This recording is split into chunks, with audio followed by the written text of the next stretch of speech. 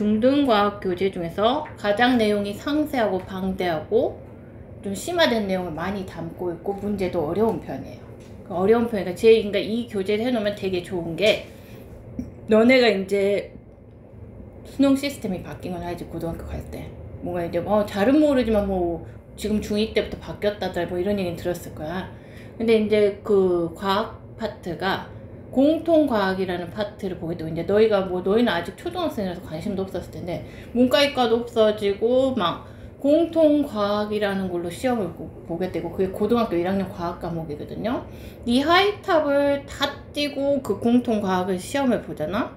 그러면은 고등학교 거를 안 배웠어도 60점, 70점은 나올 정도로 이 하이탑 교재하고 연계성이 높아요. 그러니까 중등 과학이 이제 엄청 중요해요. 왜? 고1 과학이 수능 입시 과목이 돼버렸으니까.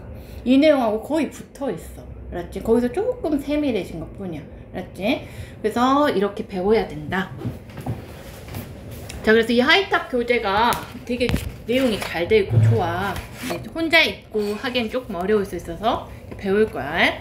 자, 중등과학은 자 3년 동안 배우는 건데 우리는 이제 1년 2개월 코스로 배울 거지. 4개월씩 해갖고. 근데 너희는 이제 내신이 들어가니까 내신 때 막 2주, 또 선배들 같은 경우는 막 3주 전부터 뽑아달라 해서 뽑아. 그렇게 해서 내신을 하게 되고 그렇게 갈 건데, 얘가 노트를 필기는 좀 자유롭게 해도 돼. 아마 나를 따라 써도 되고. 알았지? 근데 선배들은 다 나를 따라 쓰고 있어. 근데 또 자유롭게 쓰는 친구도 있는데 그 오빠는 이제 미국에서 온 사람이야. 그래서 조금 자유롭게 써. 그런 사람이 있고, 일단 나는 뭐 수능 간섭은 안 하는데, 자, 여러분이 필기를 하면서 수업을 들으세요. 왜냐하면 귀로 듣고 눈으로 보고 손으로 쓰면서 하면 학습 효과가 제일 좋아요. 알았죠? 뭐 몇 번 반복이 되는 거야. 뇌 몇 번. 알았지?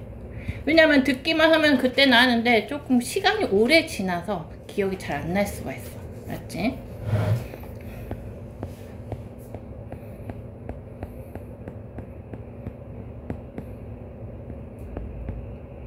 자, 중등과학은 이건 안 써도 돼. 배우니까. 이건 쓰지 마. 중등과학은 3년 동안 자 24단원을 배워요. 그러면은 자 24단원을 배우는데 8단원씩 배우냐? 그렇진 않아요. 1학년 때 7단원 배우고 2학년 때 9단원 배우고 3학년 때 8단원 배우고 2학년 때 배우는 양이 가장 방대하고 2학년 시험이 되게 어려워. 1학년 시험도 어려워. 3, 6은 다 어려워. 다 어렵고. 자, 그 다음에 과학이라는 것은 이제 우리가 학교에서 교육하는 과학이라는 것은 너희 물화생지라고 들어봤지? 들어는 봤지. 초등학생이어도. 물리학, 화학, 그 다음에 뭐요? 생은 생명과학, 그 다음에 지구과학 이렇게 돼 있어. 물화생지 이렇게 돼 있는데, 중등과학도 물화생지 내용이 대부분 한 학기에 다 골고루 섞여 있어. 골고루 섞여 있고, 자, 그 다음에 이 물리학이 그러면 전체 몇 단원이냐? 이게 6단원, 이게 5단원, 이게 5단원, 이게 5단원이고, 24단원이라면 이거 몇 단원이야? 3단원 부족하지? 그 3단원이 각 2학기 때 마지막에 뭐 과학, 상식, 교양 이런 것들로 포진이 돼 있어. 3단원이. 근데 이 부분은 시험에 안 나와서 안 가르칠 거야. 나는 모든 학교에서 거의 대부분 시험에 안 나와. 1학년 2학기, 2학년 2학기, 3학년 2학기 마지막 단원이야. 자, 뭐 과학 관련 교양, 안전, 상식 이런 것들 배워요. 미래, 기술. 자, 그래갖고 1학년 1학기 때는 3단원 배울 거야. 짧은데 이제 너희가 내신 들어가면은 학교 가서 첫 시험을 보고 막 서술형부터 뭐부터 감점도 많고, 1학년 1학기 시험은 베일에 쌓여 있어서 자 굉장히 어려워요. 서술형 같은 것도 어렵고 굉장히 어렵다고. 자, 그래서 일단 직권에 표현하는 물화생지 중에서 뭐겠냐? 지구과학이요. 지구과학이고, 여러가지 힘은 뭐겠냐? 물리, 생물 다양성은 생명과학. 화학 빠졌네. 화학은 섭섭치 않게 2학기 때 두 단원이 연달아 나와. 맞지? 자, 그래서 두 단원이 연달아 나와요. 자, 그러면 자, 직권의 변화부터 배울게요. 직권의 변화부터 배울게. 노트 펴. 책도 펴고. 책도 한번 빳빳이 펴봐. 자, 근데 너희는 아직 초등학생이야. 갑자기 중등과정으로 넘어가면 좀 이질감이 있을 수 있어. 그래서 내가 1학년 과정 할 때까지는 초등과정 어디 파트에서 너희가 중등과정 요런 선행이 있었는지를 좀 소개를 해줄게. 알지? 그리고 너희 2월 말에 분반고사 있죠? 분반고사. 몰라? 과학으로 분반고사 보는 거 몰라요? 알죠? 자, 그때 선배들 보면 항상 초등학교 6학년 과학이 시험범이었어요. 그래서 초등학교 6학년 과학을 잘 해놨으면 잘 볼 것이고, 작년 같은 경우는 어쨌었냐면 초등학교 6학년 과학이 분반고사 시험범이었는데 이제 A1반이 20명씩 뽑잖아. 거의 1, 2, 3, 4반이라면 그 반은 1, 3반 짝짓고 2, 4반 이렇게 짝지어가지고 여기서 20등까지 A1반 뭐 이런 식으로 여기서 21등부터 40등까지 A2반 이런 식으로 간단 말이야. 여기도 마찬가지야. 그래서 A1반이 커트가 조금씩 1, 3반에 배치되냐 2, 4반에 배치되냐 살짝 차이가 나. 그럴 수 여기도 차이가 나고. 그런데 뭐 하여튼간 이번에는 요 한쪽 반이 96이었으면 한쪽 반은 96.7이고 막 이런 식이었어. 살짝 차이가 나는데, 자, 문제는 뭐냐면 작년 같은 경우 분반고사는 초등학교 6학년 시험범이었어요. 시험범이었고 너희가 초등학교 6학년 과학을 그냥 이제 시중 6학년 과학 문제집 풀어보는 거 정도로 되는데, 그러다 보니까 공부 잘하는 학생들 다 뽑아놨잖아. 그래가지고 되게 동점자가 속출을 해가지고 이 20명까지 끊어내는데 제시험을 3번까지 쳤어. 동점자가 많아. 그러니까 막 한 97점짜리가 한 막 100점 한 2명, 뭐 99점 한 5명, 뭐 98점 12명 뭐 해서 벌써 이거 뭐야 1, 뭐 있잖아요. 7, 10, 9. 여기 한 8명 나왔어. 그러면 여기서 이 한 명을 추려내기 위해서 제시험을 3번까지 쳤다고. 알았어? 치열해. 알았냐고.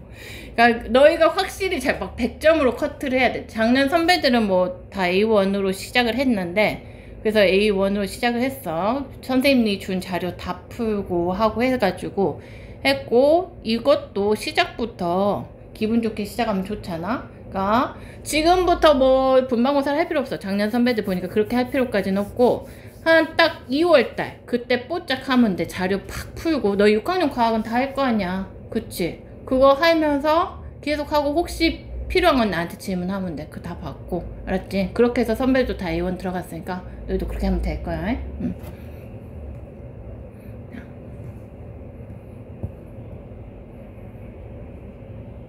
자, 그러면 이제 초등과학 연계부터 보자. 자, 일단은 직권의 변화다. 직권의 변화. 자, 이렇게 일단은 바로 시작해보면 아직 너희는 초등학생이고 내가 1학년 과정 할 때까지는 너희 입학도 안 할 거야. 1학년 과정 마무리할 때까지. 너희 3월달에 입학하는데 그 전에 1학년 과정 마무리 될 거니까 아마 내가 이제 초등과학 연계성을 좀 앞에 해줄 거야. 자, 그래서 초등과학에서 이 직권의 변화 관련 단어에서 뭘 배웠나? 한번 추억을 삼아서 기억을 해보라고. 1단원에 앞서서 여기서부터는 필기해도 돼요. 여기서부터는 필기를 해가. 자, 초3 때 자기가 뭐 막 팔 아프고 뭐 요점만 간단히 하세요. 초등학교 3학년 때 지표의 변화라는 단원에서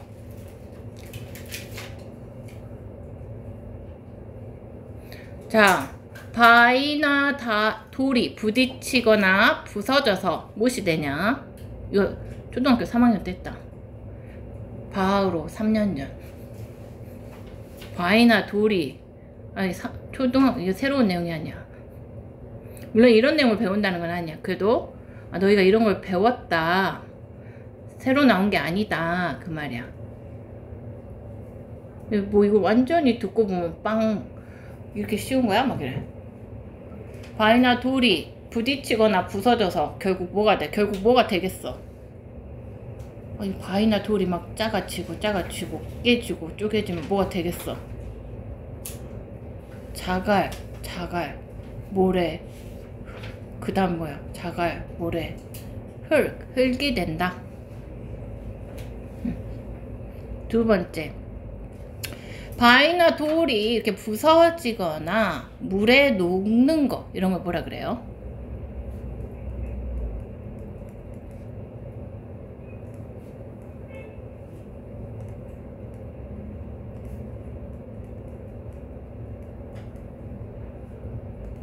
이것을 뭐라고 하더라?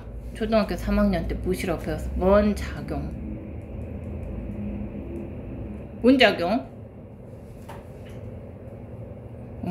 3년 전이라 기억이 안 날까?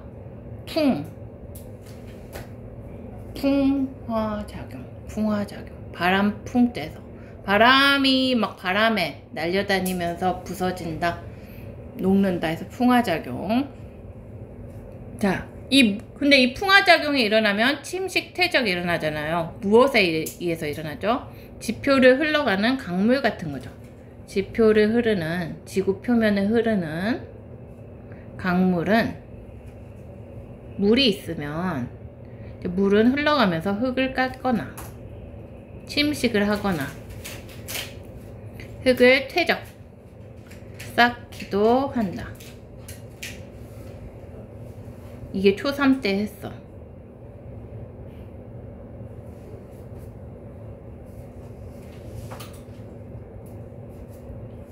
자, 풍화작용, 침식, 퇴적 이런 말을 들었다고.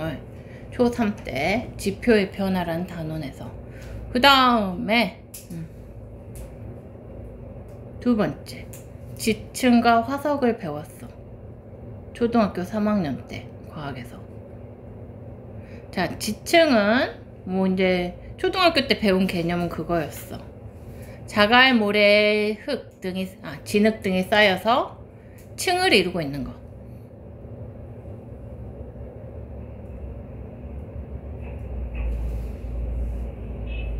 그 너희가 저기 서해 쪽에 채석장 거기라는 데를 가보면 지층 구조를 되게 많이 볼 수 있어요.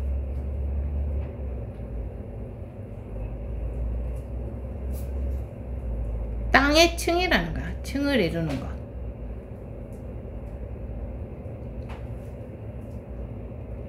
퇴적암. 자, 퇴적물이 굳어서 된 암석이다.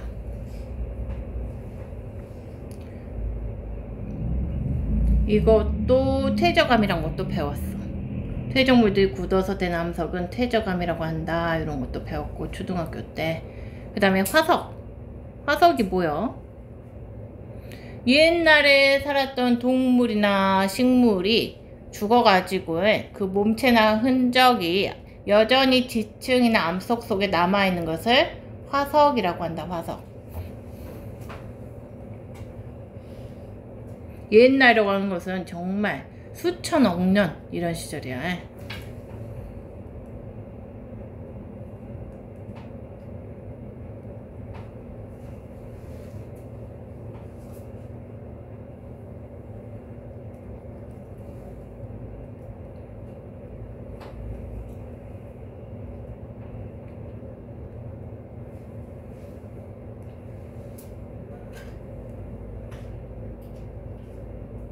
뭐 공룡 발자국 화석이 뭐 우리나라에 발견됐다 뭐 이런 것들 흔적도 화석이 될 수 있다는 거예요. 동물의 흔적도. 이걸 초등학교 3학년 때 뭐 그래 풍화작용, 침식, 퇴적 이런 거 배웠고, 그 다음에 지층과 화석, 지층이 뭐고 퇴적암이 뭐고 화석은 이런 것이다 이런 것도 초3 때 배우고 왔다는 거야. 이런 내용이 또 나오느냐, 조금 더 깊어져서 원리가 나오면서 나오죠. 이제 너희가 공부를 해간다는 것은 막 새로운 게 나오는 게 아니라 배웠던 것에 또 살이 붙고 더 깊어지고 더 세분화되고 그런다는 거야. 대학까지 계속 그렇게 될 거야. 이걸 배웠는데 이게 또 깊어지고 더 깊이 들어가고 그렇게 되고, 그래서 대학 때 그렇게 전부 배우고, 대학원은 그 중에서 하나를 골라서 심층적으로 연구하는 것이 대학원이 되는 거야. 알았지? 자, 근데 초등학교 때 이 정도 수준으로 배웠어. 그리고 또 초4 때도 뭘 배웠어. 자, 지층과 화석 배우고, 화산 배운 거 기억나니? 화산. 자, 화산 배우고 왔어. 2년 전에. 자, 화산 대충 그려, 대충 그려. 화산이 분출하려면 이 땅에 마그마가 있죠. 마그마. 자, 마그마는 무엇이냐? 지하 깊은 곳에 있는 암석이 녹아서 액체로 존재하는 것을 마그마라고 한다. 지하 깊은 곳은 매우 온도가 높기 때문에, 그리고 압력이 높기 때문에 암석이 골로 굴러 들어가면은 액체로 녹아버려요. 자, 그걸 마그마라 그래. 지하 깊은 곳에 암석이 녹아서 액체로 존재하는 거. 마그마는 액체 상태야.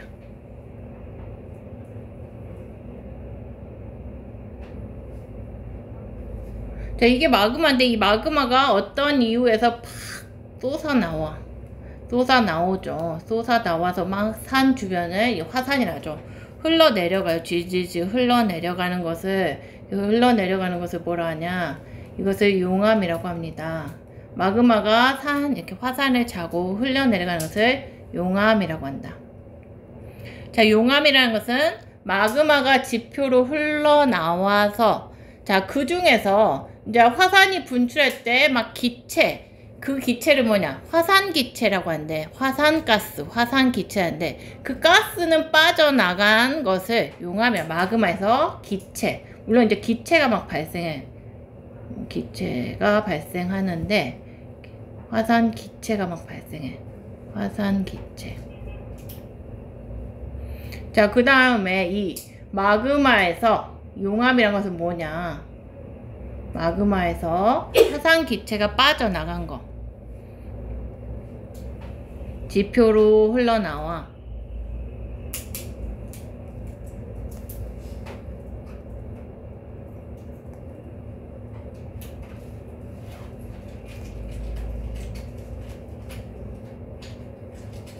자, 그렇고 이렇게 화산 기체가 이렇게 나오고, 막 화산 기체가 막 황 같은 기체가 팍팍 나오고, 여기서는 막 고체로 화산재 같은 것도 막 나와요. 화산재.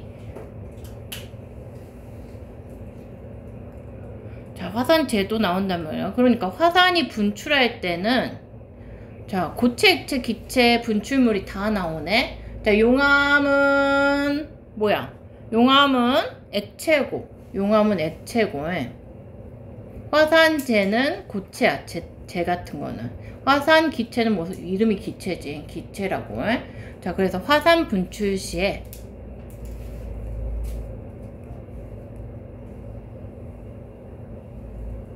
고체, 화산재 같은 고체, 그 다음에 액체, 용암 같은 액체, 그 다음에 기체, 화산기체 같은, 화산가스라고도 하고 해.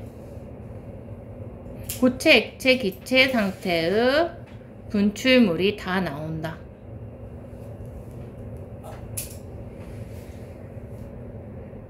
그러니까 고액기, 고체, 액체, 기체 상태의 분출물이 다 있다는 거예요. 화산 분출물에는 뭐 액체만 있는 것도 아니고 고체만 있는 것도 아니고 기체 다 있다. 자, 그 다음에 너희가 화산하면서 이 화산 활동으로 인해서 만들어진 암석 2개는 배웠다? 2개는 배웠어. 기억나냐? 화산에서 만들어진 암석 2개는 기억나. 있어. 화강암. 또 제주도 간만에 보이니? 현무암. 그 2개는 들어봤을 거예요. 화강암하고 현무암은 들어봤을 텐데, 자, 화강암은 혹시 그 무슨 색깔이었는지 기억나니? 화강암의 화자가 꽃화자야. 갖고 그 하얀색이었고 얼룩덜룩 해갖고 이쁘게 생겼어. 꽃화자거든. 자, 그러니까 불화자가 아니고 꽃화자야. 그래서 모양이 꽃처럼 예쁘다 그 말이야. 화강암이 이렇게 생긴 거야. 화강암. 뭔지 느낌 오지? 화강암 하얘갖고 꽃화자고, 그 다음에 현무암. 현무암은 그 제주도의 돌하르방 그거야. 그 제주도 화산 있잖아. 자, 그거란 말이야. 자, 근데 현무암은 어디서 만들어졌냐? 현무암은 자, 여기 화산 표면에서 이렇게 화산 표면에서 만들어졌고, 자, 이게 현무암 검게 이렇게 칠해 이거. 그래갖고 이 현무암 화산 활동으로 만들어진 암석 초등학교 4학년 2개 배웠고, 자, 여기 화산 속에서 만들어진 거는 뭐 이렇게 하얀 바탕에 이렇게 꽃처럼 이쁜 무늬가 있는 화강암이야. 화강암. 그랬어? 자, 일단 꽃 화자를 했어. 이 화강암은 꽃처럼 하얘갖고 이쁘다고. 자, 그리고 화산 깊은 곳에서 만들어졌고, 자, 현무암은 자, 이 현자가 뭔 자고 써? 일단 뭔가 여기에서 컬러가 굉장히 대조적이지 않냐? 얘는 막 꽃화, 얘는 뭐 이거 어째 시커멓지? 그리고 이 현자가 뭔 자고 써? 굴체 하늘 전 따지 거물현 할 때 그 거물현 자리야. 검은색의 암석이라는 거야. 현무암. 요거는 꽃처럼 이쁘다는 것이고, 언덕강이야.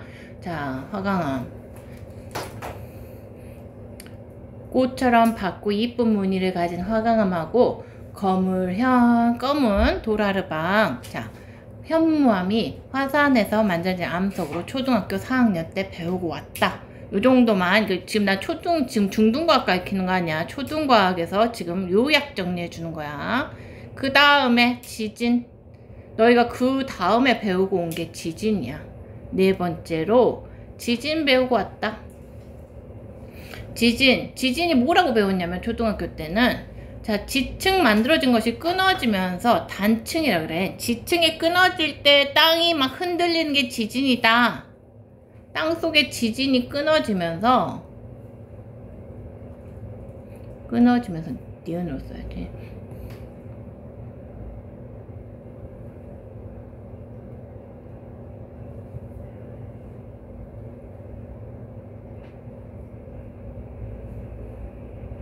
그 다음에 지진의 세기는, 너는 그 앞에는 지금 내가 영상 발송이 될 때니까 짧은 내용이니까 보면 돼. 알았지? 지진부터 들어도 아무 상관이 없을 거야. 자, 지진이란 것은 초등학교 4학년 때, 자, 지층이 끊어지면서 땅이 흔들리는 것이라고 배웠다. 자, 지진의 세기는 규모로 나타낸다. 그러니까 뭐 너희가 뭐 뉴스 같아서 칠레에서 규모 7.0의 지진이 발생해서 수많은 뭐 인명피해와 재산피해를 냈습니다. 이런 거 들어봤을 거야. 자, 지진의 세기는, 근데 뭐 지진의 세기를 나타내는 단위는 규모 말고도 또 있어요. 자, 그거는 이제 또 배울 거야.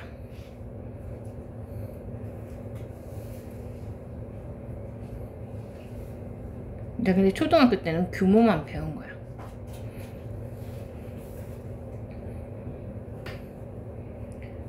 자, 그래서 여기까지 해서 지금 초등학교 3학년, 4학년 때 우리가 중등과학을 하기, 1단원을 하기에 앞서서 뭔가 관련된 내용을 뭘 배웠었나?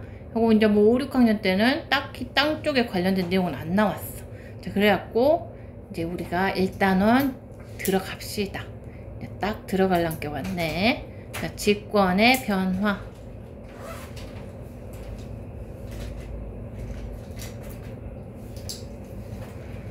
직권의 변화. 이름부터 나 변화하는데 직권은 뭔 말인지 모를 거야, 니들. 자, 직권 모를 거고. 그 다음에 그런 용어를 하나하나 알아. 과학에서 중요한 거는 용어의 정의를 아는 거야. 용어의 정의를 알고 보면은, 정의만 알면 사실 공부에서 제일 중요한 건 정의예요. 정의만 알면 다 따라갈 수 있어. 정의는 사람들이 이렇게 이거를 합시다 약속한 거야. 알았어?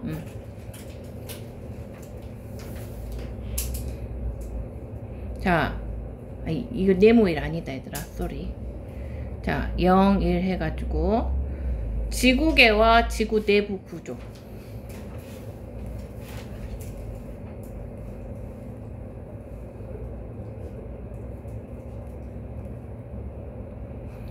자, 지구계.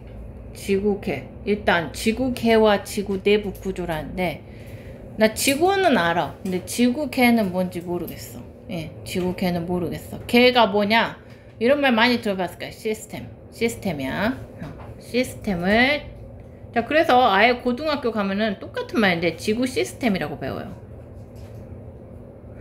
시스템이 뭡니까? 시스템을 영단어로도 뭐 시스템이라고 배웠을 거야. 시스템이라고. 자, 시스템은 뭐냐? 자, 하나의 게 있잖아. 게. 어떤 경계가 있어. 바운더리, 경계가 있고요. 자, 이런 경계면이 있어. 이 경계 속에, 이 속에는 이거의 구성 요소들이 막 있어. 구성 요소들이 있는데, 이 구성 요소들이 상호작용하면서 이루는 집합을 계라 그래. 시스템이라 그래. 자, 근데 니들이 이런 거를 처음 들어본 게 아니야. 초등학교 때 이미 다 듣고 왔어. 뭔 개. 혹시 기억나냐? 있어. 들어보면 그럴 거야. 생태계. 그 다음에 소화계를 들었어? 소화계. 오, 태양계. 오, 이반 똑똑하다. 태양계, 생태계, 뭐 소화계 이런 거야. 이런 것도 있죠. 근데 지금 배우는 건 지구계야. 지구를 이루는 거에 어떤 경계면이 있고, 이 지구를 구성하는 요소들이 있고, 이 요소들이 상호작용하고 있는 하나의 집단을 지구계라고 한다. 알았어요? 자, 상호작용한다는 서로 하나의 이 한 구성 요소의 변화가 다른 구성 요소에도 변화를 일으킨다. 그 말이야. 알았어? 자, 이제 예를 들어보면 알아. 보자. 자, 이 계라는 것은 자, 지구계뿐만 아니라 이들이 배웠다시피 이제 우리가 배울 것은 지구계도 있지만 뭐 생태계도 있었고 뭐 순환계, 순환계란다. 뭐였지? 소화계를 배우고 왔고 입식도위 그거 배우고 왔는 갑네. 소화계도 배우고 왔고 뭐 태양계도 배우고 왔고 수많은 개들을 이제 배웠는데 우리가 지금 배울 거는 이 지구계라는 거야. 지구계. 자, 지구계를 구성하는 요소들이 있어요. 요소들이 한 5개 있어요. 5개의 구성 요소가 있는데 요소로 구성되어 있는데 그 중에 하나가 직권이야. 자, 5개의 구성 요소가 뭐냐면 직권, 땅에 관련된 거겠지. 숫권, 물에 관련된 거겠지. 기권, 저기 뭔가 숨쉬는 공기가 있는 쪽이겠지. 그 다음에 생물권, 우리 생물들이 사는 뭔가 권이겠지. 그 다음에 외권, 태양같이 우리 지구에 영향을 주는 자, 우주 쪽이 외권이겠지. 이런 게 있는데 자, 우리는 이 지구계에서 이 단어에선 직권을 배울 거야. 이 단어에선 직권을 배울 거라고. 자, 직권을 배울 것이다. 자, 그랬을 때, 야, 이 지구계가 있는데, 이 지구계는, 자, 이제 요거는 지구계가 있는데, 이 개에 뭔가 지구를 붙이면 지구계인데, 요 요소가 하나가 직권이고, 하나가 수권이고, 하나가 뭐 기권이고, 하나가 뭐 생물권이고, 하나가 외권이래. 지구계가 있는데 그래갖고 서로 이 구성 요소에 해당하는 5개의 권들이 상호작용한대. 자, 상호작용하는 예를 한번 쑥 들어볼까? 많네. 끝도 값도 없이 많네. 근데 방금 화산했으니까 서로 상호작용하는데 자, 직권에서 상호작용의 예.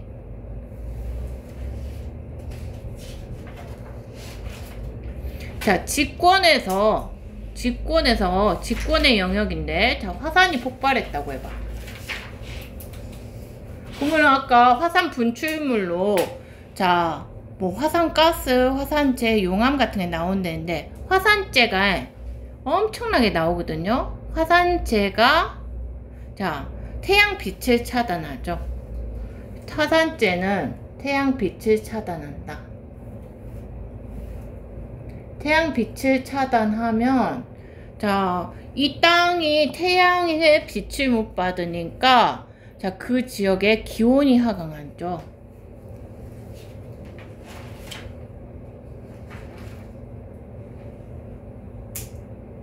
기온이 떨어진다. 자, 그 지역의 기온이 하강한다. 기온은 자, 공기 온도니까 이건 기권이야. 직권의 일이 기권에 영향을 미치는 거야. 그러면 뭐 이렇게 기온이 떨어지면 거기 사는 생물들도 영향을 받을 수 있겠죠. 막 돌고 돌아서 결국 막 기온이 떨어지면 생물 뭐 풀들이 말라 죽거나 생물권에도 영향까지 갈 수 있고. 자, 하나의 권에서 일어난 직권에서 일어난 일이 자, 기권에 영향을 미치고, 자, 이거는 또 생물권으로 영향을 미칠 수 있고, 막 이렇게 된다는 거야. 끝도 갓도 없이 서로 영향을 주고받고 있다. 물론 이거는 단 하나의 일일 뿐이지 지금 이 순간에도 수많은 상호작용이 끝도 갓도 없이 일어나고 있다. 됐죠?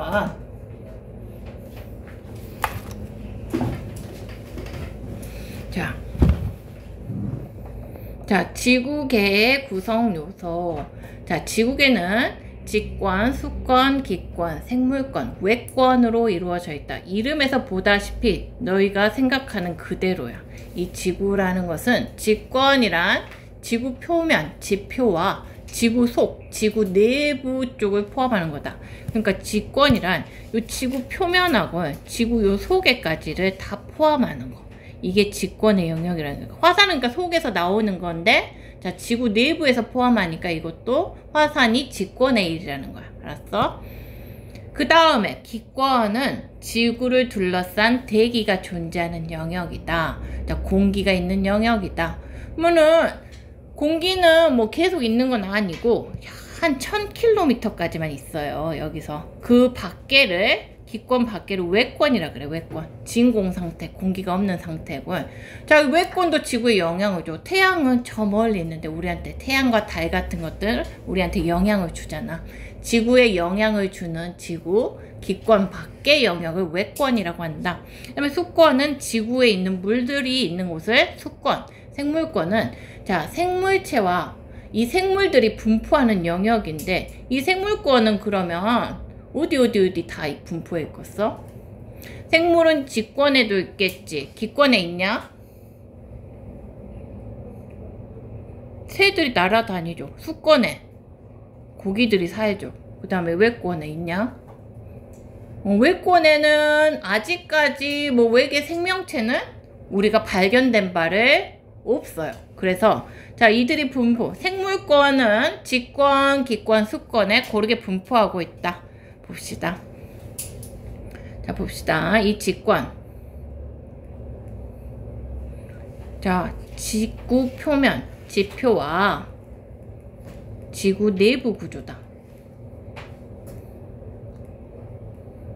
그 다음에 수권은 2학년 2학기 과정에서 배울 거예요. 자, 수권은 어디 분포하냐? 지구상에 분포하는 물이랬거든. 수권의 분포는 일단 어디에 물이 많이 분포해? 수권은 어디 많이 분포해? 물이 어디 많이 분포해?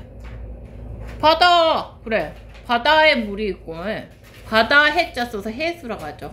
바다의 물. 그 다음에 자, 바다에 물이 아닌데 육지에도 물이 있어. 육지에 물들이 있거든요. 자, 육지에 물 뭐 있어? 너희가 생각하는 거? 지하수. 땅 밑에 흘러가는 빗물이 지층에 개어서 흐르는 지하수도 있고, 뭐 호수, 하천수도 있고, 빙하도 있어. 근데 자, 이 수권에서는 해수가 차지하는, 바닷물이 차지하는 비중이 뭐 어마어마하죠. 97.5%에 해당하고, 자, 그 다음에 육지 물에서 너희 생각보다 이 빙하가 차지하는 비중이 되게 커요. 빙하. 고위도 극지방에 물이 얼어있는 거. 그 다음이 지하수. 그 다음이 호수와 하천수라는 거야. 자, 그러면은 이 말이 맞는 말이냐? 자, 수권은 모두 액체 상태이다. 맞아, 틀려? 수권은 모두 액체 상태냐? 자, 바다의 물은 액체 상태입니까? 액체 상태죠. 빙하는요? 물이 얼어있으니까 얼음이니까 고체 상태죠. 고체 상태. 지하수는 액체 상태, 호수 하천수는 자 액체 상태. 그러니까 수권은 모두 액체 상태가 아니라는 거야. 수권은 모두 액체 상태가 아니다. 요게 시험 문제 1, 2, 3, 4, 5 지문에 꼭 나와. 안 틀려 아무도. 이렇게 가르쳐 놓은 게.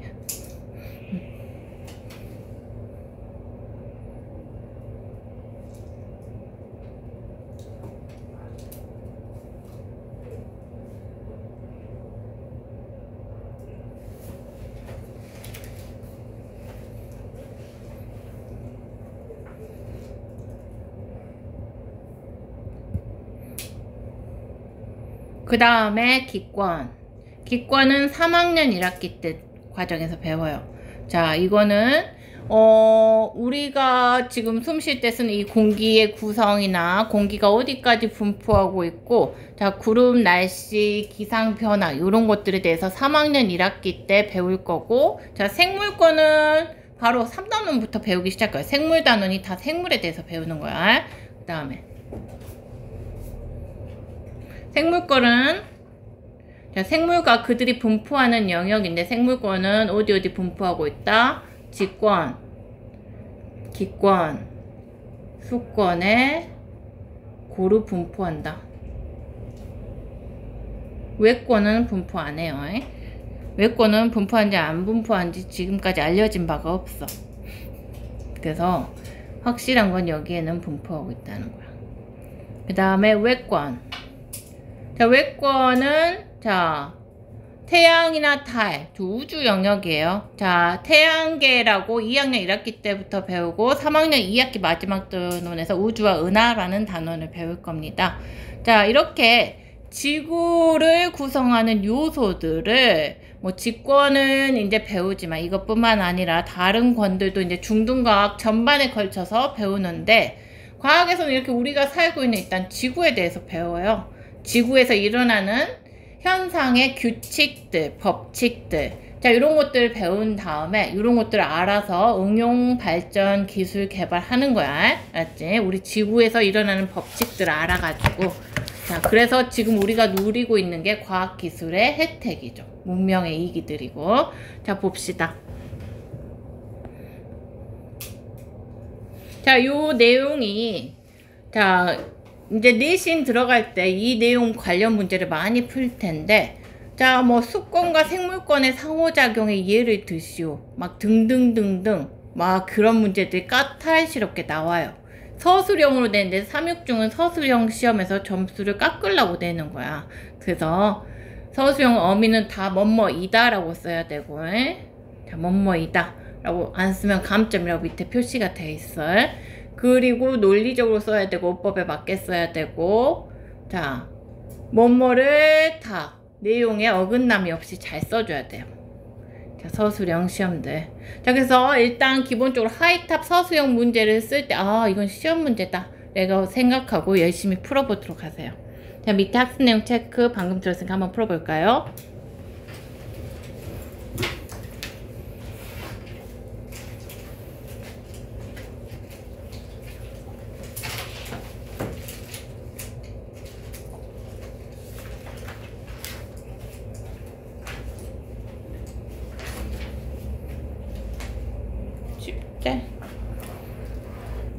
자, 지구계는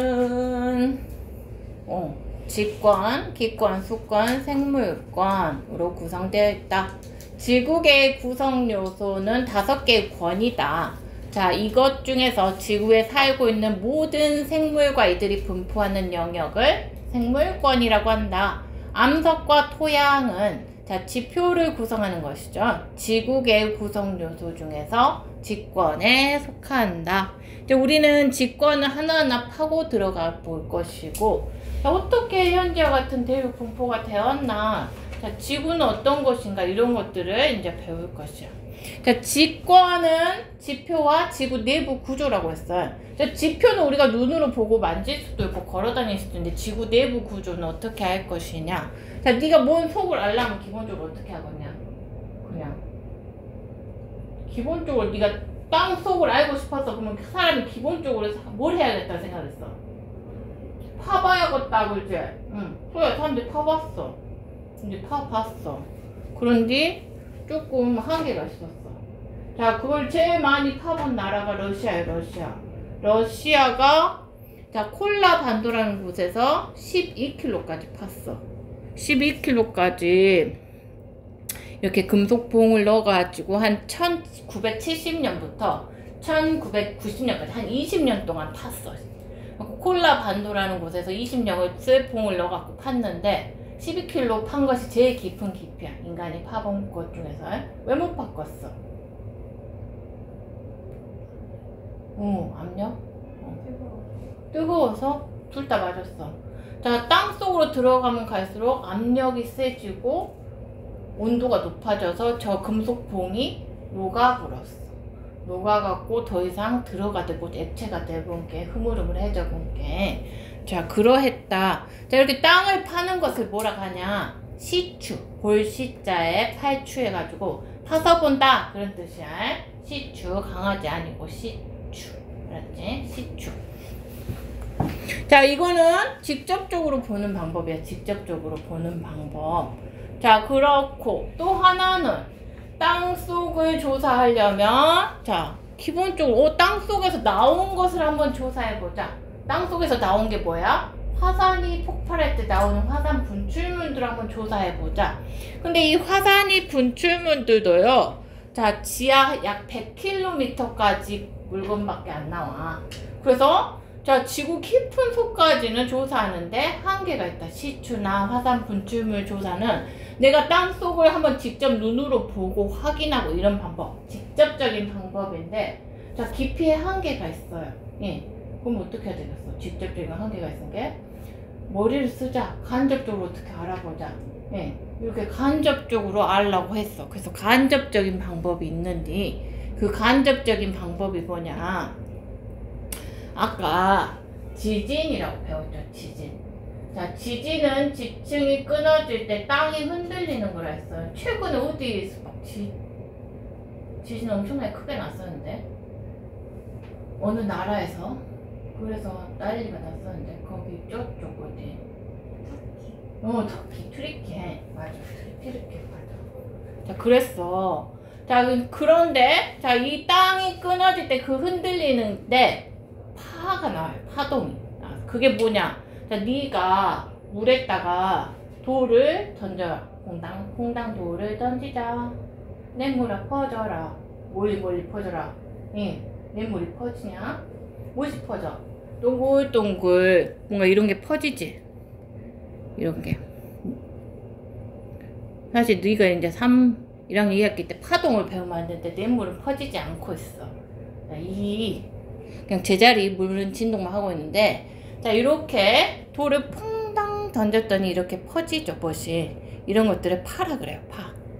자, 그러면 지진이 발생할 때도, 지진이 발생해서 땅이 흔들릴 때도 이런 퐁당 할 때 나오는 이런 파도, 웨이브 같은 것들이 생겨. 이거를 지진파라고 해. 지진파라고 한다.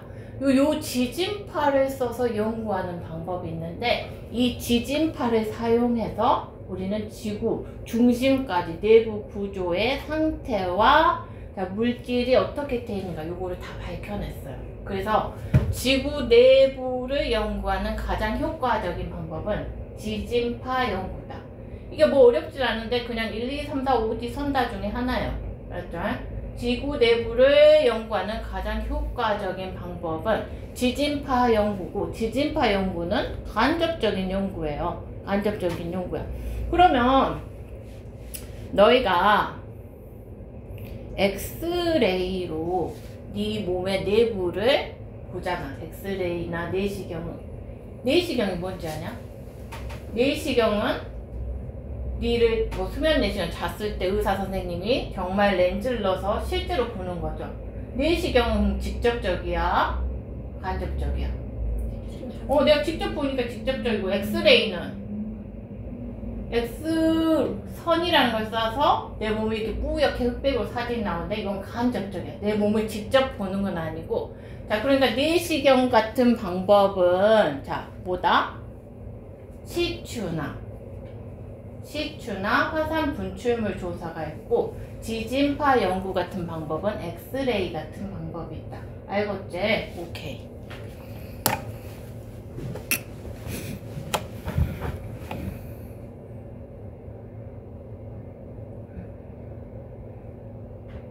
그래서 직권의 구조.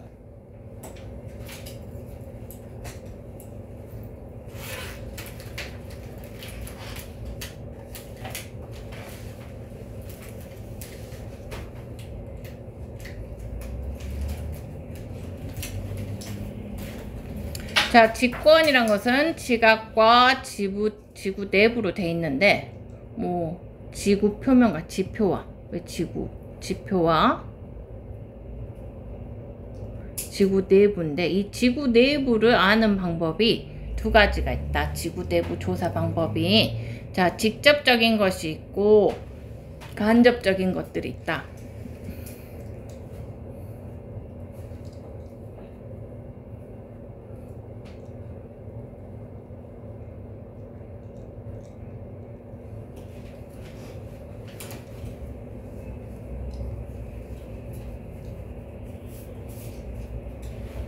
첫 번째보다 시추가 있고, 얘는 자 깊이 들어갈수록 고온 고압에 의해서 시추봉이 녹아버린다. 그래서 깊이의 한계가 있다.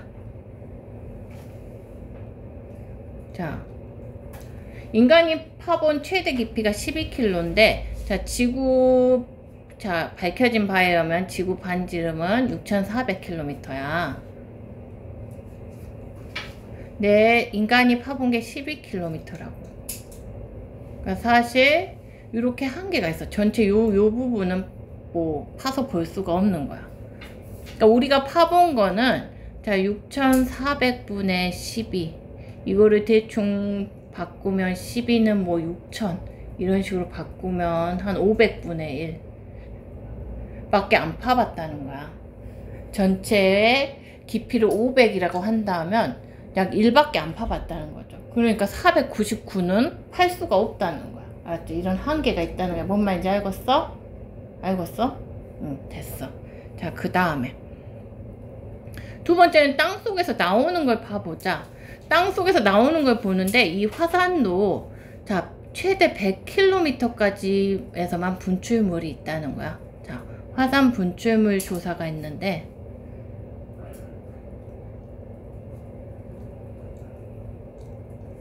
약 지하 100km까지 물질만 조사할 수 있다는 한계가 있다.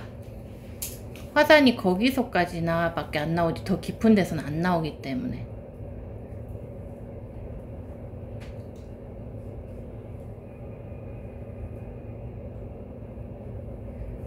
이것도 깊이의 한계가 있다. 자, 그래서 이 직접적인 방법들은 자, 다 한계가 있다. 깊이의 한계.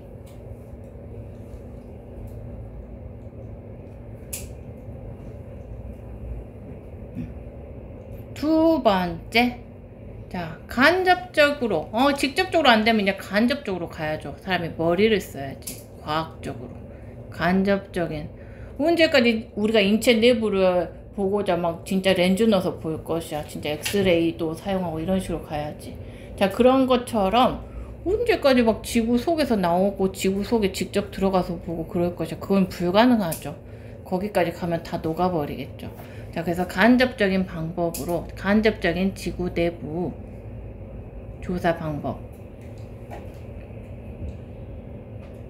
첫 번째가 뭐다고? 가장 효과적인 건데, 이게 지진파 연구법이다.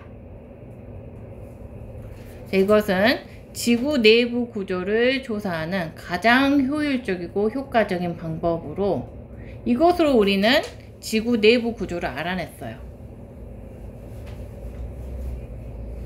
이 내용이 이제 되게 중요해요. P파하고 S파라고 이제 지진파가 나와요. 자, 이건 간접적인데. 자, 이 지진이란 게 땅이 끊어지면서 발생할 때 파도 같은 모양으로 물결이 막 이렇게 파형을 그리는 것처럼 이런 파도 같은 모양으로 이 지진이 발생하는 지점에서 지진파가 발생하는데요. 자, 이 지진파의 종류가 뭐 몇 개 있는데 이 지진파 연구에 쓰는 파는 두 개가 있어요. 자, 지진파 연구에 사용하는 파는 P파하고 S파가 있다. P파하고 S파가 있는데, 자, 요 내용이 좀 중요해. 하이탑에 보면 이제 심화 파트고 여기가 118쪽이에요. 이거는 366 시험에서 나와요. 자, 지진파에는, 자, 여기서 사용한 지진파는 두 개를 배운데, 자, P파와, 자, 이게 뭔가 이 지진이 파형을 만드는데 이 파형이 두 종류가 있다는 거야. P파라는 게 있고, 자, 그 다음에 S파라는 게 있는데, 자, P파는 뭐의 약자냐? 자, primary 뭔지 아냐? primary wave. 자, 이런 거는 봤을 거예요. prime 뭐요? 주된, 주요한, 기초적인, 뭐 1차적인. 자, 이것도 머리 해도, 어미 이렇게 바꿔도 주된, 주요한, 기초적인, 1차적인. 자, 주요파, 1차적인 파다. 그 말이요. S파는 뭐의 약자냐? 이거.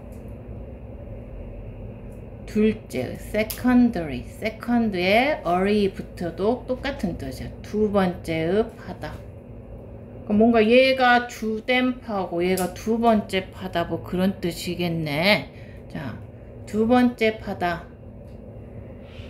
뭐가 두 번째라는 거냐?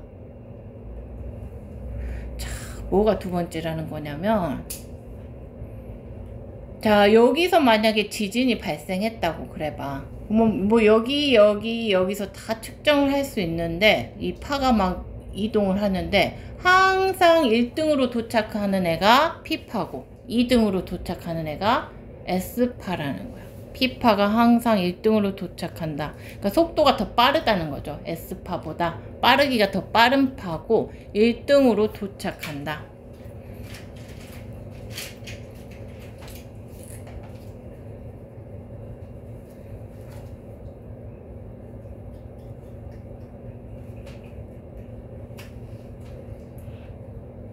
도착하고 얘는 P파 다음에 2등으로 도착한다.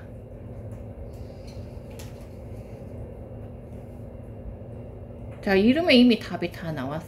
그런데 얘는 1등으로만 도착하는 게 아니라, 자, 물질의 이런 파는, 자, 물질의 상태가 고체건 액체건 기체건 다 통과를 해. P파는 고체, 액체, 기체 다 통과한다. 고, 액, 기 모두 통과한다. 자, 여기 S파는요, 고체만 통과한다.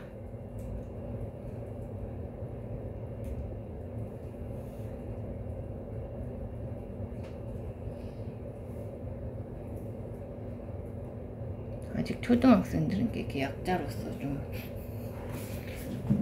니들 약자로 써도 이해하면 알아서 쓰고, 모르겠어 밑에 다 쓰고 그래. 자, P파가 항상 1등으로 도착을 해요. 그 다음에 S파가 세컨드 두 번째로 도착을 해. 이거 이제 기억하기 쉽지? 그 다음에 P파는 1등일 뿐만 아니라 모든 세 가지 상태를 다 통과할 수 있고, S파는 고체만 통과 가능해. 그렇지?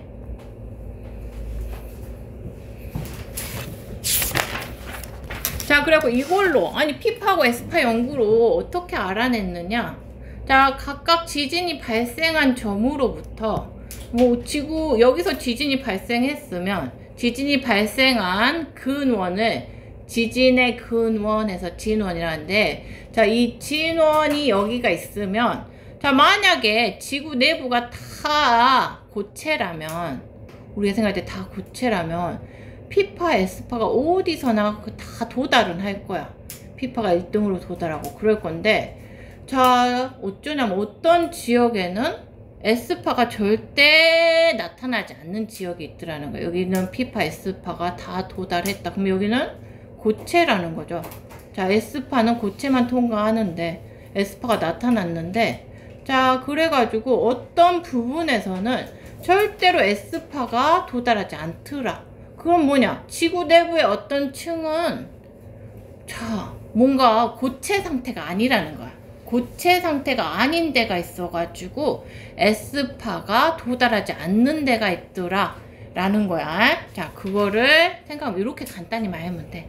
자, 이렇게 생각하면 되고, 자, 그래서 보니까, 자, 그래갖고 사람들이 뭐를 알아냈냐면, 자, 지구 내부가 4개의 층으로 돼 있다는 걸 알았어. 이 4개의 층을 뭘로 구분했냐면, 야, 네가 퐁당 돌을 던질 거야. 돌을 던진 건데, 자, 물에다가 던졌을 때 이 물결파가 이동하는 거, 죽같이 걸쭉한 데 던졌을 때, 자, 이동하는 거 속도가 같겠냐 다르겠냐? 다르겠지. 어디가 빠르겠냐? 죽은 느릿하게 가겠지.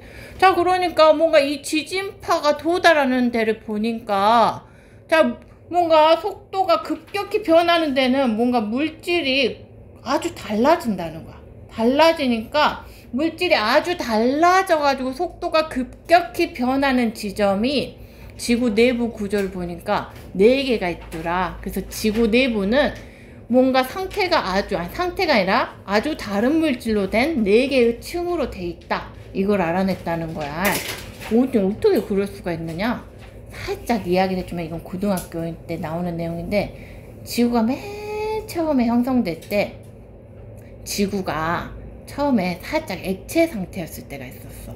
그래갖고 뭔가 맨 무거운 것들은 가운데 가라앉고, 그 다음으로 무거운 것들은 그 다음으로 가라앉고, 그렇게 되다 보니까 물질들이 되게 속에 있는 것들은 무거운 것들이고, 그 다음은 그 다음으로 무거운 것들이고, 그렇게 되다 보니까 뭔가 층을 이루게 됐다는 거야. 알았어? 그 다음에 이 액체 상태였던 지구가 식어서 고체로, 단단한 암석으로 바뀌었죠. 알았어요? 그렇다는 것이다. 그래가지고 지구 내부가, 자, 지진파로 보니까 속도가 급격히 변하는 점들이 나타나던데, 이 속도가 급격히 변한다는 것은 물질이 매우 다른 물질이라는 것이다. 불연속적으로 탁탁 변하고, 속도가 막 뭐 연속적으로 변한 게 아니라 탁 여기서 푹 떨어진다는 거는, 여기하고 여기는 완전히 물질이 다른 물질로 구성되어 있다는 거다. 이렇게 뭔가 연속적으로 가는 게 아니라 여기서 속도가 팍 바뀐다는 거. 여기하고 여기는 물질이 굉장히 상태가 다르거나 아예 다른 물질이거나 뭐 이런 것이라는 것이다. 이렇게 알 수 있다는 거야. 자, 그래갖고 보니까, 자,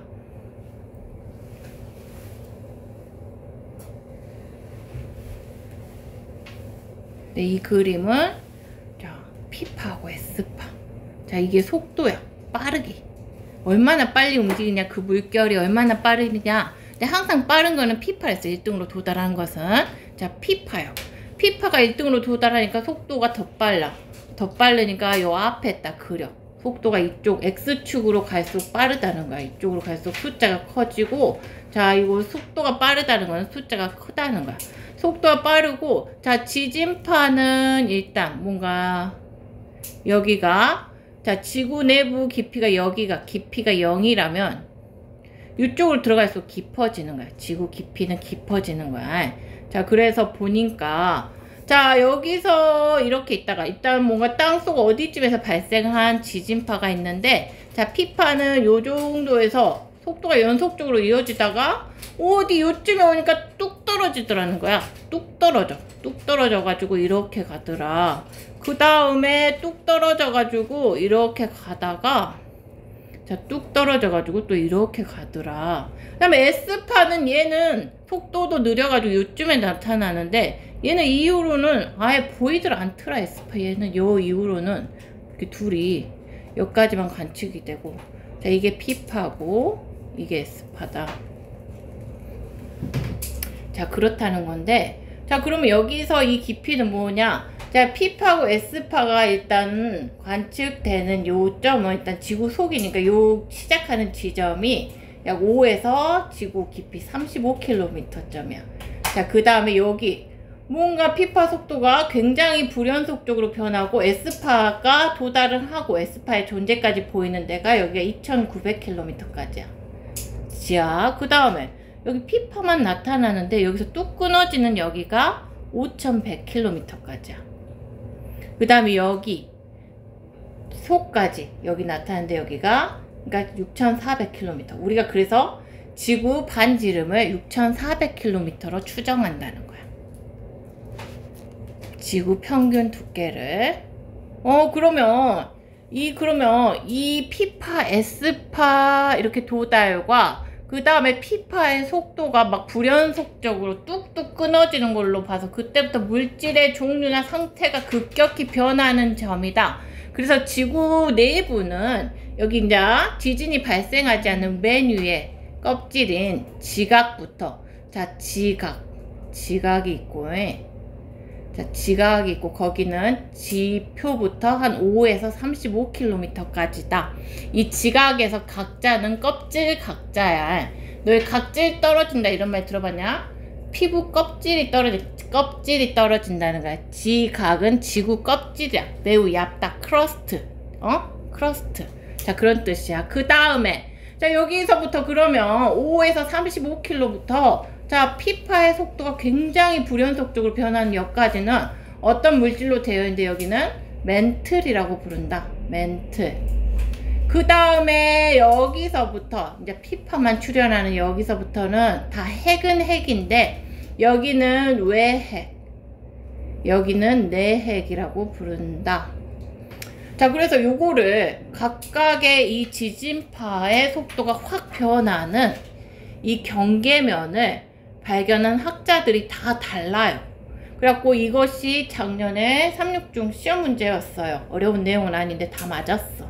자, 막 여기서는 자, 여기는 뭐냐?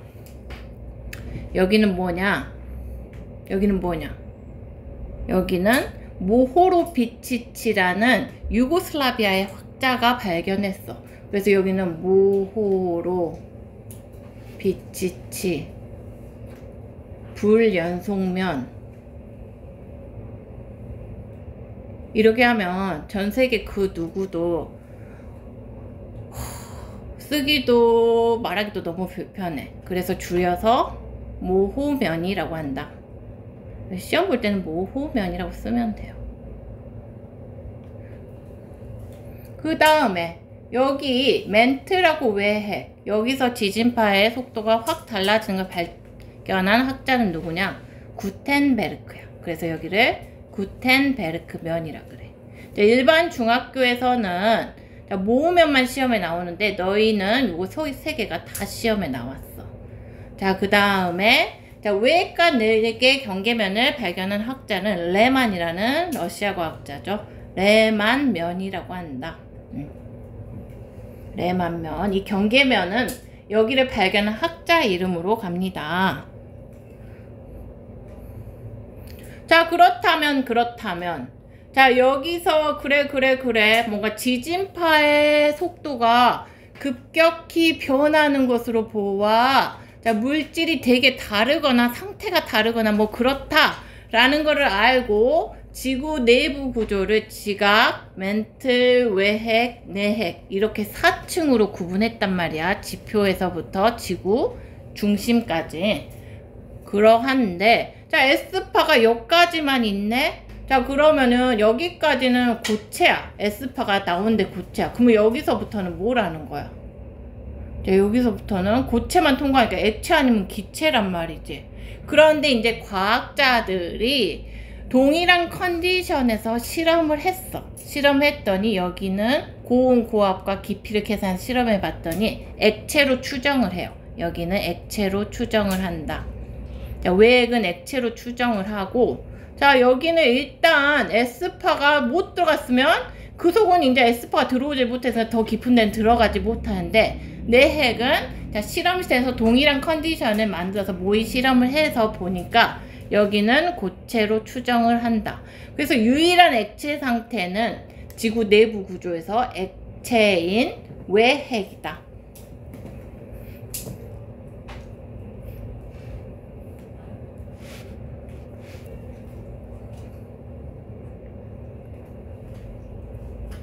자, 그래서 지구 내부 구조는 그래, 지각, 멘틀, 외핵, 내핵 이렇게 돼 있네.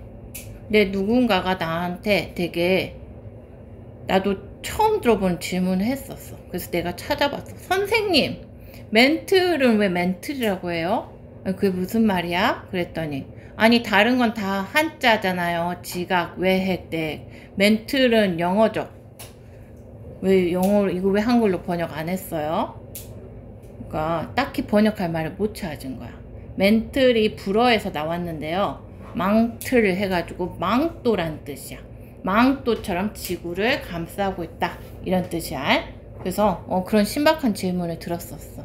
멘틀이 왜 멘틀, 얘만 번역을 안 했냐고. 딱히 얘를 망토라 하기, 지구 망토라고 하기도 그래서 그냥 멘틀이라고 한 거야. 알았지? 조금 망토라 하기가 그래서. 그 다음에 됐다. 그래가지고 보니까, 자, 지구 내부 구조는 이렇게 지각, 멘틀, 외핵, 내핵 이렇게 4층 구조로 되어 있더라. 보자. 일단 그래갖고 피자 조각 같이 지구 내부 구조를 한 번 더 그려.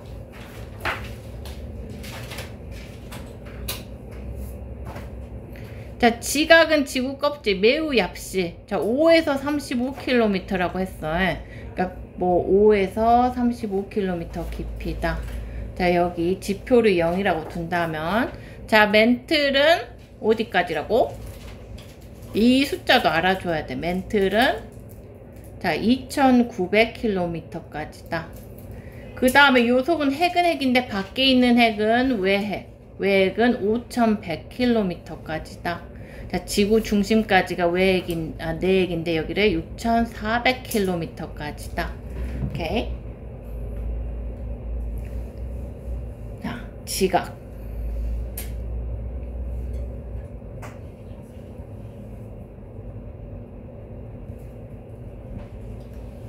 여기가 지각이야, 지각. 여기가 멘틀이야. 얘만 번역을 안 했어. 멘틀. 그 다음에 얘는 외핵이야. 얘는 내핵이야. 외핵과 내핵은 왜 또 핵, 둘 다 핵이고 하나는 외고 하나는 내냐? 사실 외핵과 내핵은 구성물질은 같은데 상태가 달라요. 구성물질은 내가 뭘 했어? 지구가 처음에 만들어졌을 때 액체인 상태가 있었댔지. 그때 가장 무거운 철이나 니켈 같은 금속들이 속에 가라앉아서 여기, 이쪽은 철과 니켈로 되어 있는데, 여기는 실험실에 보니까 여기는 고체로 존재해야만 하고, 여기는 S파가 도달 못해서 액체냐 기체냐 연구를 해봤더니 여기는 액체더라는 거야. 알았어요? 자, 철과 니켈로 같은 물질로 되어 있는데 물질의 상태가 다르다는 게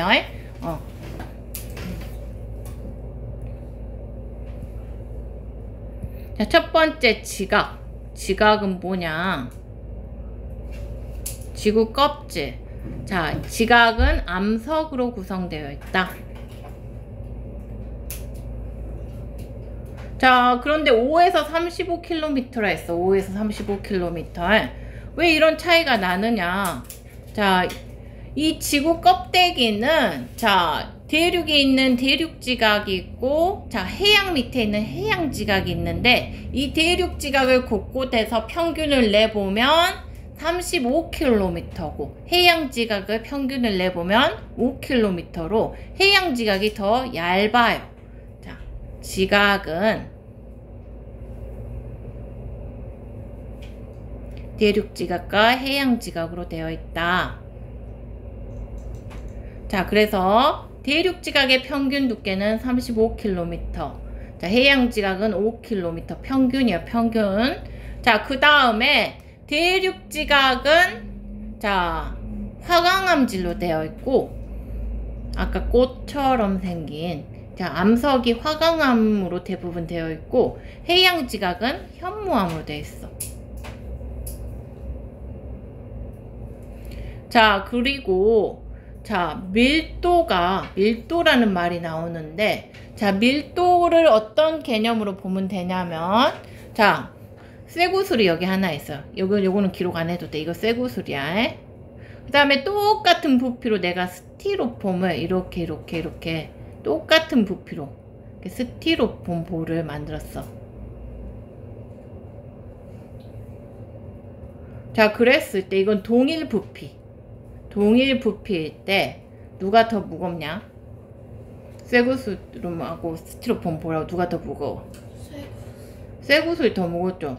자, 그러면은 동일 부피일 때 그 질량이 더 큰 것이 밀도가 큰 거야. 그러니까 한마디로 그냥 대충 느낌으로 말하면 밀도가 크다는 것은 무겁다는 거야. 밀도가 크다는 건 무겁다는 거야. 그러니까 지구 속으로 갔을 때 물질들 떠봤을 때 동일 부피로 떠봤을 때 자, 질량이 더 많이 나간 것은 지구 내부에 있어. 철과 니켈 같은 핵으로 된 부분이 지구 내부에 있고, 그러면은 자, 너희도 뭘 해보면 무거운 것은 가라앉고 가벼운 것은 점점 뜨잖아. 자, 그래서 지구 지각이 가장 가벼운 걸로 돼 있고, 멘틀이 그 다음으로 가벼운 걸로 돼 있고, 핵이 가장 무거운 철이나 니켈 같은 금속으로 돼 있어요. 알겠어요? 자, 그런데 자, 그러면 대륙 지각하고 해양 지각하고 밀도가 누가 더 크냐? 누가 더 크냐면 해양 지각이 밀도가 더 커서 해양 지각이 살짝 더 무거워요. 자, 해양 지각이 밀도가 3.0이고 얘는 밀도가 2.7이다. 밀도는 지구 속으로 들어가면 들어갈수록 더 커져요. 그러니까 한마디로. 두 번째, 멘틀. 멘틀은 자, 여기서부터 여기까지인데 자, 지구 부피의 전체 80%를 차지하고 있다. 자, 이제 지구 내부 구조에서 가장 큰 부피. 자, 지구 전체 지구 내부 부피의 80%. 그러니까 가장 큰 부피를 차지하고 있다. 궁금하면 해보세요. 자, 구의 부피. 여기를 뭐 R이라고 그러고 여기를 R1, R2라고 하면은 자, 멘틀의 부피는 어떻게 구하면 되겠어? 전체 부피 3분의 4 파이 R의 세제곱분의 3분의 4 파이 R1 빼기 R2의 세제곱 해서 구해보면 80% 나오겠지? 할 필요는 없는데 해보라 해서 하는 사람도 없었는데, 그래서 멘틀의 부피가 제일 크다는 거예요. 멘틀의 부피가 제일 크다. 그다음 밀도는 더 무겁겠지. 얘보단 더 무거워. 3.3에서 6.0 이 정도 되고, 이게 더 밀도가 다른 더 무거운 물질도 있어서 그래서 지진파의 속도도 바뀐 거예요. 그 다음에 핵은 자, 같은 물질로 돼 있어. 철, 니켈 같은 무거운 물질로 되어 있는데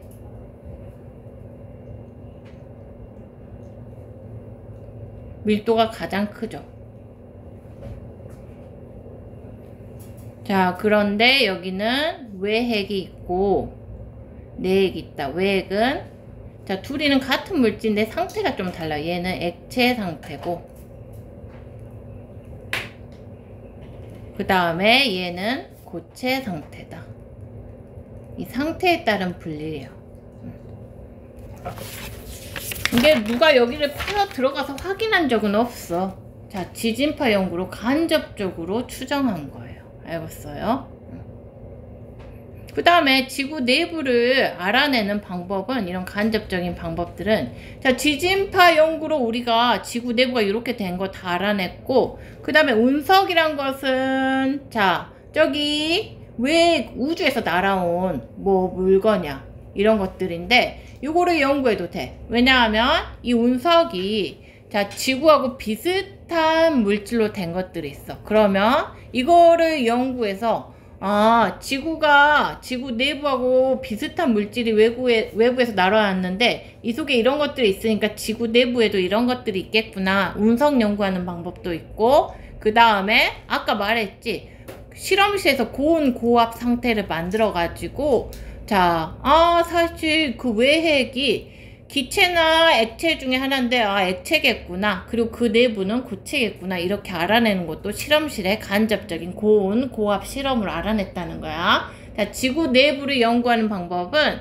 자, 직접적인 방법이 있고 간접적인 방법이 있는데 지진파 연구는 이 연구로 우리가 지구 내부 구조가 4층 구조로 되어 있다는 걸 다 알아냈고 지구 내부 구조를 알아내는 가장 효과적인 방법이다. 알았죠? 우리가 쉬는 시간도 없이 이렇게 달려왔네. 그 다음에 봅시다. 학습 내용 체크 한번 해보세요.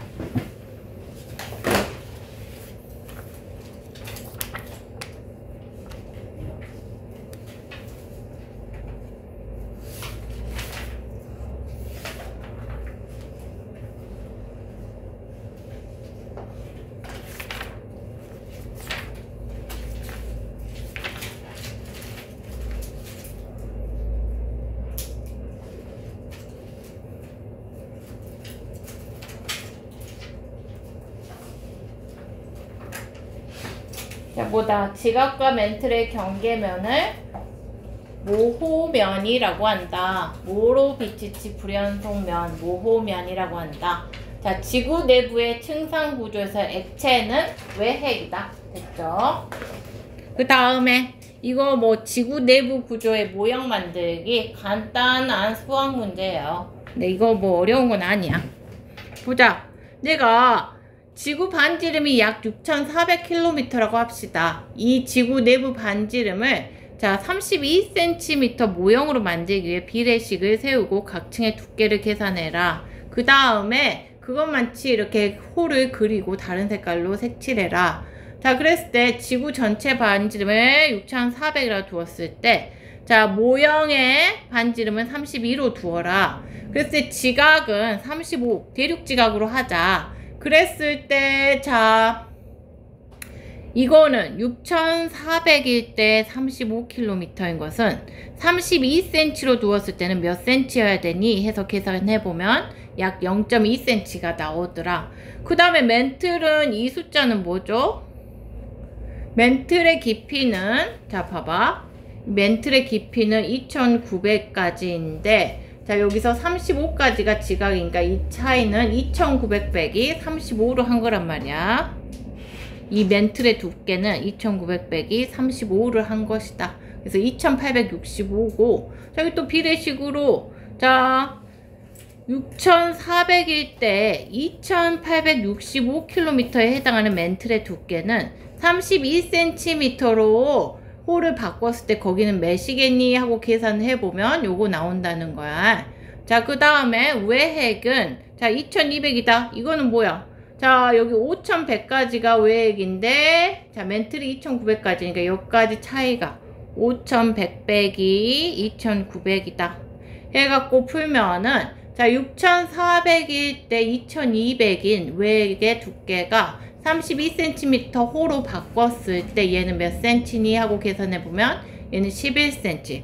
같은 방식으로 얘는 6400 빼기 5100 하고 하고 그 다음에 비례식으로 풀어서 구해보면 얘는 65cm 나온다. 그래서 보았다시피 자 32cm 호로 했을 때 가장 두꺼운 거는 멘틀이다. 가장 얇은 것은 지각이다. 지각은 지구 전체에 비해서는 매우 얇다. 껍질, 지구 껍질. 자, 밑에 한번 풀어볼까요?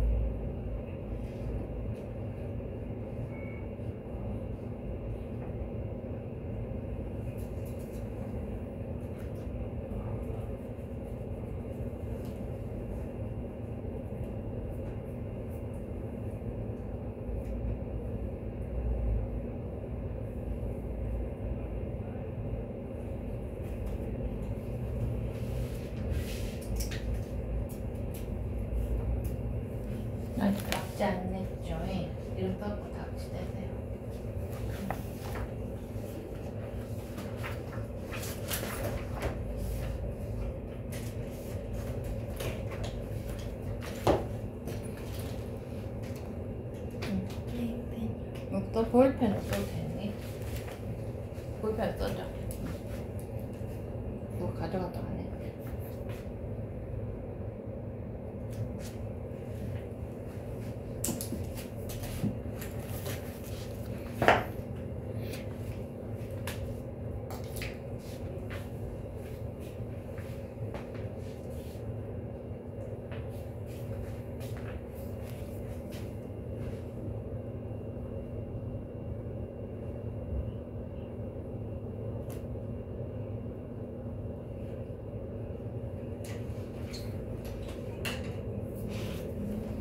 지구 내부는 지각, 멘틀, 외핵, 내핵으로 구성되어 있다. 지구 내부 구조 중 가장 많은 부피는 멘틀이다. 자, 지구 내부는 4개의 층 5죠. 외핵과 멘틀의 부피는 동일하지 않죠. 멘틀이 80%로 가장 크다. 그 다음에 층상 구조를 나타낸 것인데 지구 내부 구조는 시추를 통해서 알아내지 못했어요. 지진파 연구를 통해서 알아냈다. 1번이 틀렸네. 그 다음에 지각은 지구의 겉표면으로 가장 얇다. 자, 대륙 지각은 해양 지각보다 두껍죠. 평균 35로. 핵은 멘틀보다 밀도가 속으로 들어갈수록 밀도 크다. 무거운 것들이 가라앉았다. 외핵과 내핵은 물질의 상태가 다르다. 지금 1번만 틀렸네. 1번이 틀렸다. 됐고. 자, 오늘 수업 듣느라 쉬는 시간도 안 줬는데 고생했어요. 자, 숙제는 120쪽부터 아마 서술형을 이제 연습을 해야 돼, 너희가. 23쪽. 자, 풀어오기. 됐습니다.